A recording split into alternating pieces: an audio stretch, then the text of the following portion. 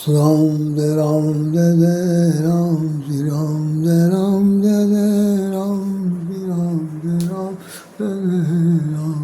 श्री राम जय जय राम, श्री राम जय जय राम, श्री राम जय जय राम, श्री राम जय जय राम, श्री राम जय जय राम, श्री राम जय जय राम, श्री राम जय जय राम, श्री राम जय जय राम, श्री राम जय जय राम, श्री राम जय जय राम, श्री राम जय जय राम, श्री राम जय जय राम। बोलिए सब रामचंद्र महाराज की जय। आज ये तीसरा एपिसोड है।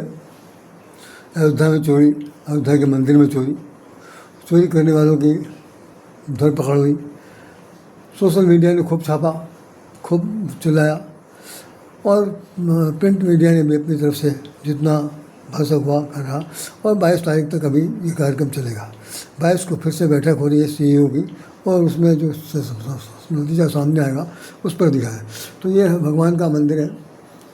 इस मंदिर के अंदर से चोरी, चंपत राय, अनिल मिश्रा बाहर निकाल दिए गए। राम मंदिर परिसर में हुई ट्रस्ट की बैठक में इनका इस्तीफा भी मंजूर हो गया। कार्यवाहक महासचिव बनाए गए कृष्ण मोहन। अब CEO की तलाश की जा रही है, इनको कौन बनाया जाएगा। मंदिर के मसले पर कार्रवाई होनी चाहिए, होगी भी, उसमें सुधार भी होगा। ये अभी जो नए अध्यक्ष चुने गए हैं, नितिन रंजन कर्ण ने अपनी बात कही। छावनी में नहीं, मंदिर में होगी ट्रस्ट की बैठक। इत्यादि बातें लिखी हुई हैं। इस पर हम अभी आपसे चर्चा करते हैं। आइए देखते हैं। कार सेवकों को पर गोली चलाने वाले लोग उठा रहे हैं सवाल। ये हमारे योगी जी ने कहा। देश की आस्था पर प्रहार कर रहे हैं विपक्षी दल, ये भी योगी साहब ने कहा। चाहे कोई भी हो, चारों युग में चोरी होती रही, चमारी होती रही, लूटपाट होता रहा, घूसखोरी होती रही, मारकाट होते रहे, अपहरण होते रहे, और कहना चाहिए आगजनी होती रही। क्या नहीं हुआ? सब कुछ हुआ। देव और असुर के बीच में देवासुर संग्राम हुए। अन्य लोग जो थे जो अपने अपने ढंग से लड़ने झगड़ते रहे। सबको आज सत्ता की ज़रूरत है, सत्ता पाने की ज़रूरत है, सत्ता की लालच की ज़रूरत है, सत्ता के साथ घुल मिल जाने के बारे में मिटने की ज़रूरत है। दूसरा कोई ना आने पाए, मैं ही राज करूँ, एक छत्र मैं राज करूँ। ये बात रामायण में भी लिखी हुई है कि जैसे भगवान विष्णु शंकर भगवान पार्वती जी को बता रहे हैं कि बाड़े खल बहुत चोर द्वारा। रामचंद्र के अवतार लेने से पहले उन्होंने यही बताया कि बाड़े खल बहुत चोर द्वारा। तो त्रेतायुग से पहले त्रेतायुग शुरू हो चुका है, भगवान राम का अवतार होने वाला है। और वो लिख रहे हैं कि यहाँ पर चोर तकों की बाढ़ हो गई। बाढ़ में नदी पानी बढ़ जाए तो बाढ़ आ जाती है, इस तरह से बढ़े। बाढ़े बहुत चोर द्वारा जितने लंपट पर धन पर धारा, वे इतने लंपट हैं पर धन, दूसरे के धन को जीतने वाले, और दारा मानी पत्नी, दूसरे की पत्नियों का अपहरण करने वाले, ऐसे लोगों की बाढ़ हो जाएगी। बाढ़े खल बहुत चोर द्वारा, ते लंपट पर धन पर दूसरे का धन, पर दारा मानी पत्नी, दूसरे की पत्नी को हरण करने वाले। और क्या होगा? माँ नहीं, माता पिता नहीं देगा। माता पिता का ये लोग कहना नहीं मानेंगे। और क्या करेंगे? साधु संत करवावे सेवा। माता पिता देवता का कोई अनुमान नहीं है, कुछ जानते नहीं है। और जो संत महात्मा जो लोग होंगे, उनको पकड़ करके घसीट करके उनसे अपनी सेवा करवाएंगे। ऐसा जब करेंगे तब भगवान में कहे कि इस तरह से जब अत्याचार का बाढ़ हो जाएगी तो भगवान अवतार लेंगे।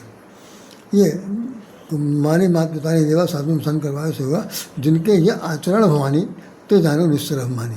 जिनके ऐसे आचरण आपने दिखाई पड़े, सुना हो, समझा है, तो आप समझ लीजिए वो अभिमानी है, निश्चर है और राक्षस है, और राक्षस प्रवृत्ति के लोग हैं। आज आप देख लीजिए कि लड़ाई का जड़ कुछ नहीं, सिर्फ ये है कि हमारी प्रसिद्धि हो रही है। पूरे विश्व में विजय का पताका फहर रहा। 500 साल लड़ाई लड़ने के बाद, 500 साल की प्रतीक्षा के बाद यहाँ पर ये राम जन्मभूमि वहीं बना जहाँ राम ने जन्म लिया था। लेने के बाद वहाँ पर लोग वहाँ पर जो ट्रस्टी लोग जो काम कर रहे थे, उन ट्रस्टी लोगों पर भरोसा किया गया। ये बात तो उसी समय हो जानी थी जब मंदिर बन गया था। आए थे 23 जनवरी को 24 में, क्या नाम, माननीय मोदी साहब, उसी समय ये अधिकृत कर दिया जाता है गवर्नमेंट के द्वारा, और गवर्नमेंट के ही नुमाइंदे इस पर बैठते। तो ये सब ये जो चाल ढाल जो चली गई, आज वो न कटवा जो काम हुआ वो न भी होता, कभी ना होता, कभी नहीं हो सकता। ट्रस्टी क्या है? अरे भाई जैसे कार सेवक सब हैं, तो आप स्पेशलिस्ट कार सेवक करके काम करिए। जहाँ आपको कोई काम नहीं दिया जाएगा, आपका सब देख रेख जो है चलता रहेगा। लेकिन वो किस इंटरेस्ट में करते? इंटरेस्ट उनको ये था अब कमाने का। तो विपक्षियों का क्या मानना है? विपक्षियों का मानना था कि मंदिर के आड़ में ये लोग खूब चंदा इकट्ठा करेंगे, वो चुनाव लड़ेंगे और उससे जो है पैसा जनता का हो जाएगा। अब उसको उन्होंने दूसरे ढंग से कह दिया। अब मैं बता दूं, जो लोग सापा को मानने वाले लोग हैं, जितने भी यादव होने के नाते भले लोग यादव का पक्ष लें और कुछ न करें, लेकिन जितनी ज़्यादा बदतमीजी सापा वालों ने करी है, हमने अपने होश में जानता हूँ कि उनकी सबसे बड़ी दोस्ती उन्हीं लोगों से रही है जो लूटपाट करने वाले हैं, जो डकैत हैं, अत्याचारी हैं, दुराचारी हैं, पापाचारी हैं, बहुत ही असंग ढंग से अनाचार करने वाले लोग हैं, ज़मीन हड़पने वाले लोग हैं। जैसे अभी अंसारी बंसारी जो लोग सब मारे गए, सब लोग क्या हैं? इन लोगों ने अवैध रूप से, जो कोई चौकीदारी करता था, कोई होमगार्ड था, कुछ था, और आदमी करोड़ों अरबों रुपये प्रति का मालिक बना, मतलब जेल भी क्या खानी पड़ी, पुलिस की तरह मारा भी गया, सब कुछ हुआ, लेकिन इन लोगों ने उनको पाल रखा था। उन्हीं की बदौलत ही जीतते थे। इसमें मुलायम सिंह को मैं क्या कहूँ, अब तो वो दिवंगत हो चुके हैं और 2-3 साल उनको हो गया, लेकिन वो भी किसी से कम नहीं थे। मुझे तो आज तक ये समझ में आया कि ये हिंदू होते हुए, यादवों के वंशज होते हुए, युद्धकुल के वंशज होते हुए इनको मुसलमान क्यों भागे? मुसलमानों से इनसे क्या जरूरत पड़ गई? क्या मुसलमान लोग ने अवैध कब्जा करा है? मुसलमान लोग दो ईंटा रख दिया, उसके ऊपर हरा चादर बिछा दिया और धूप बत्ती जला दी। लो भाई, धीरे धीरे चादर की लंबाई चौड़ाई बढ़ने लगी। वहाँ 5-6 महीने के अंदर वहाँ मज़ार बन गई।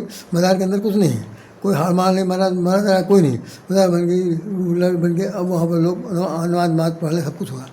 नज़ुल की ज़मीन है, करोड़ों अरबों रुपए बताते हैं। तो जितने भर में यहाँ पर पाकिस्तान के अंदर, पाकिस्तान का जो क्षेत्रफल है, उतने क्षेत्रफल की ज़मीन में भारतवर्ष के अंदर नज़ुल की ज़मीन पर इन हमारे देश के जो मुसलमान हैं, उन लोगों ने मस्जिद और मकबरे ये बना रखे अवैध।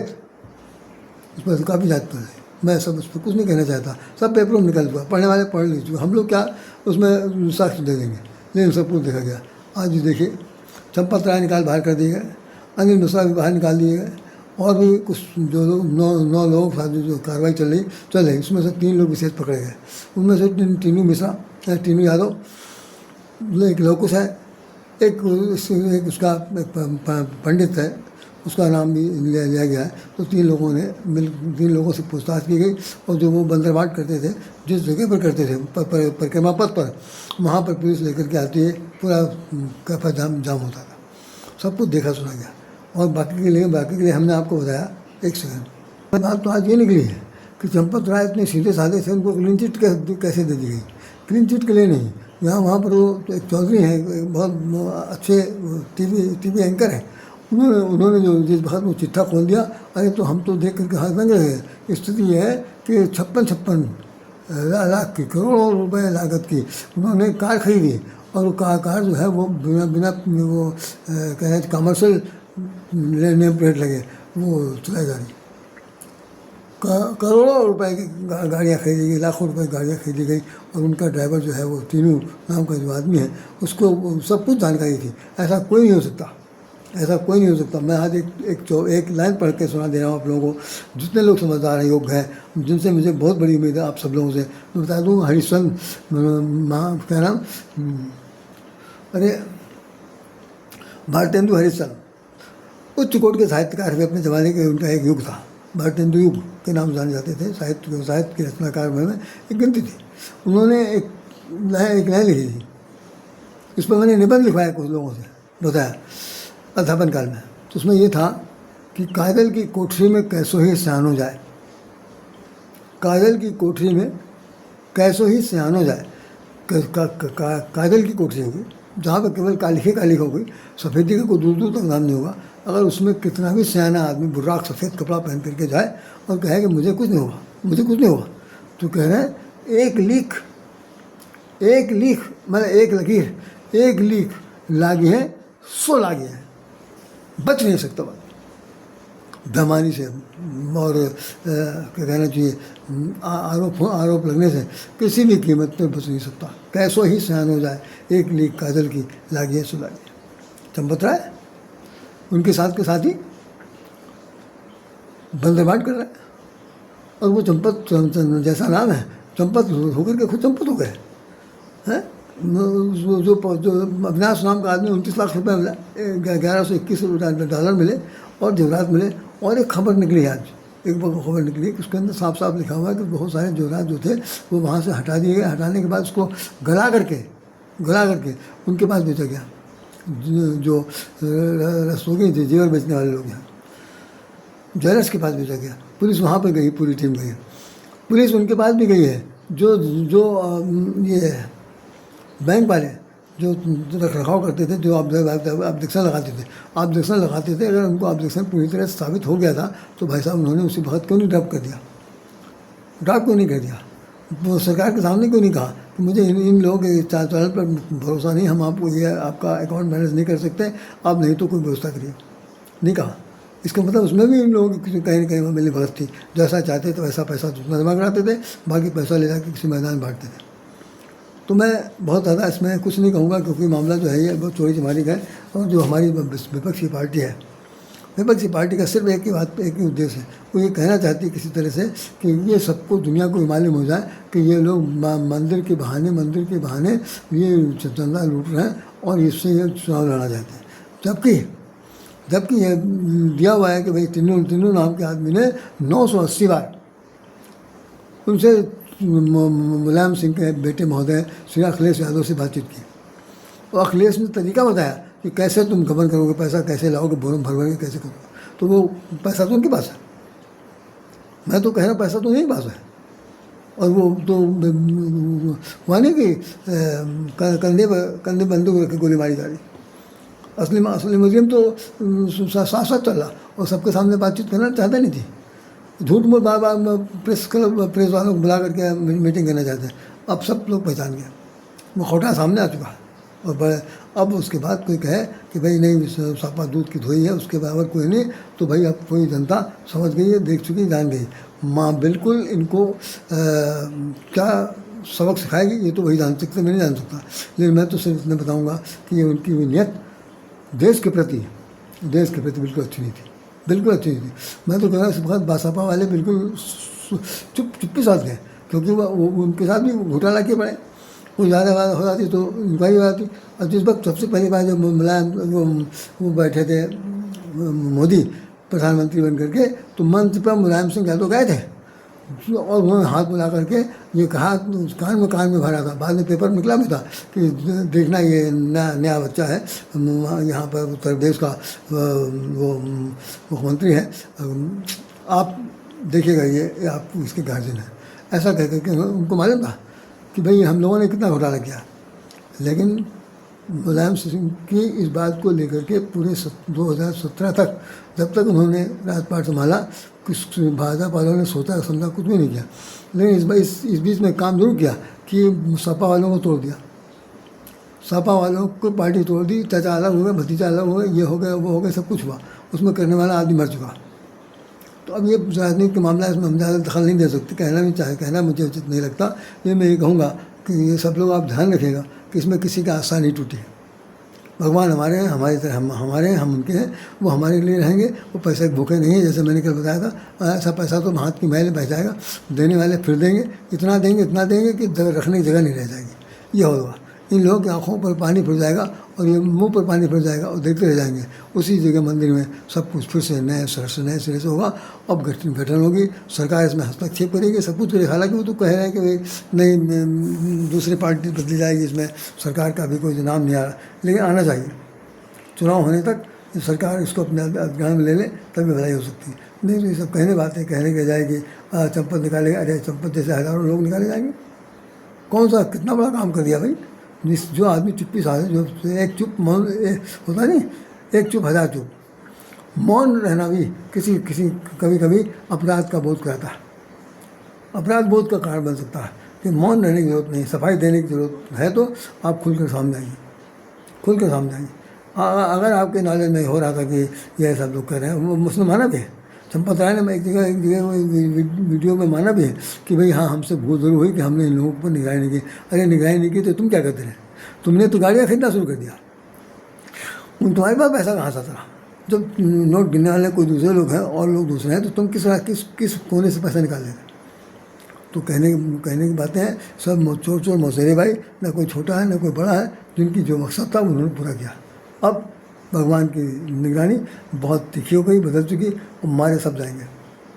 मारे जाने का मतलब सबको मुंह की खानी पड़ेगी, सबकी नाक छिलेगी, सबका बदनामी भी सामने आएगी, और लोगों का विश्वास जितना अब तक जीता होगा वो जीता हुआ विश्वास भी जाएगा। एक सोचने की बात अभी आज भी आई थी, इससे पहले भी हमने शायद आपको कहा होगा, वो जो ओबीसी है, इनका क्या मुसलमानों का सांसद बना बैठा है, जिसने प्रथम बार सांसद पद का शपथ लिया था, तो उसमें सब पूरी वो पर्चा पढ़ने के बाद उसने कहा जय फिलिस्तीन करके उसने पुकारा था। तमाम सारी बातें हुई थी, लोग कंप्लेन किया था, पेपरों में गया था। वो कह रहा था कि हम लोगों को वहाँ पर क्यों नहीं इसमें ट्रस्टी के अंदर रखा गया। उस पर वो अयोध्या के एक परमहंस महात्मा है, उन्होंने आज उनका निकाला। उन्होंने कहा कि भाई वो उसको इतनी उसकी बात तो मत आइए, वो तो देशद्रोही है, उसके बराबर तो कोई बदतमीज़ नहीं है। उसको ये मालूम है कि जब उसके यहाँ बुत की पूजा, वो बुत मैंने मूर्ति, जब मूर्ति पूजा उसके यहाँ वर्जित है, मूर्ति पूजा हराम है, कोई भी मूर्ति नहीं कर सकता, और जिनके कारनामों में सब लोगों को विश्वास हट चुका है, वो मलमूत्र भी खाने पीने में मिलाते हैं, उनके हर तरह के अत्याचार दुराचार के ऊपर पानी फेरा जाता है, और तरह तरह की वो क्या कहना चाहिए, वो हथियार इत्यादि को लेकर के वो मारकाट की पूरी जिहाद छेड़ने के लिए लगे हुए हैं।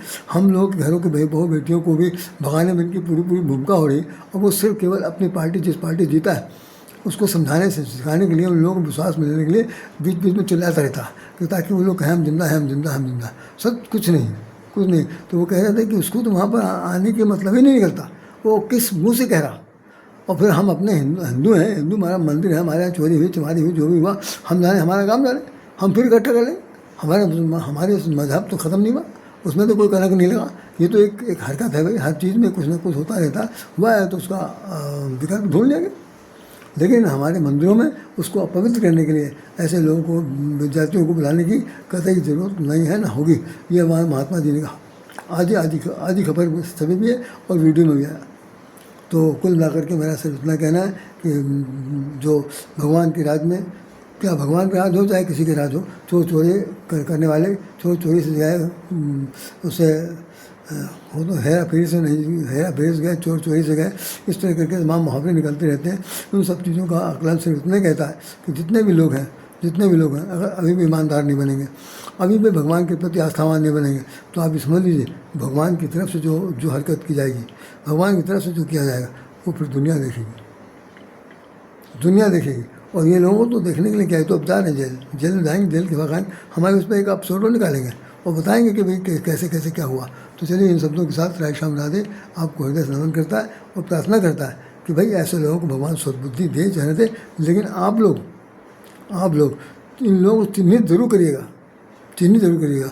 और भैया अगर आपको मन भा जाए कि भाई इन ऐसे लोगों की आरती उतारी जानी चाहिए, ऐसे लोगों को वोट दिया जाना चाहिए, या ऐसे लोगों को सत्ता हथियाने देना चाहिए, तो भैया आपका जाने बुद्ध जाने, आपका विवेक जाने। उसमें हम जैसे लोग जो है वो हमें, आप जैसे लोगों को ना समझा सकते, ना सिखा सकते, ना पढ़ा सकते, ना रास्ता दिखा सकते, ना कुछ कह सकते, कुछ भी नहीं कर सकते।